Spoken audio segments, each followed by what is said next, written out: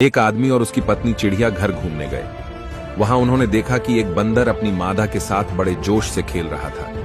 ये देखकर पत्नी ने पति से कहा, देखो कितना रोमांटिक जानवर है, अपनी मादा के साथ कितना प्यार से खेल रहा है। पति चुप रहा। तभी दोनों आगे बढ़े तो उन्हें शेर का पिंजरा दिखा। वहां उन्होंने देखा कि शेर और शेरनी ही बड़े आराम से बैठे थे। खामोश शेर एक कोने में अकेला बैठा था, जैसे शेरनी का कोई अस्तित्व ही नहीं। पत्नी ने पति से कहा, कैसे जानवर है, बिल्कुल अलग ही बैठा है, जैसे शेरनी को जनता ही नहीं। इनका आपस में बिल्कुल प्यार नहीं लगता। तभी पति ने पत्नी को एक पत्थर दिया और कहा, इसे बंदरिया की तरफ फेंको। पत्नी ने वैसे ही किया। उसने जैसे ही पत्थर फेंका, वह बंदर झट से अपनी मादा को छोड़कर अपनी जान बचाने के लिए पेड़ पर चढ़ गया। पति ने पत्नी को एक और पत्थर दिया और कहा, अब इसे शेरनी की तरफ फेंको।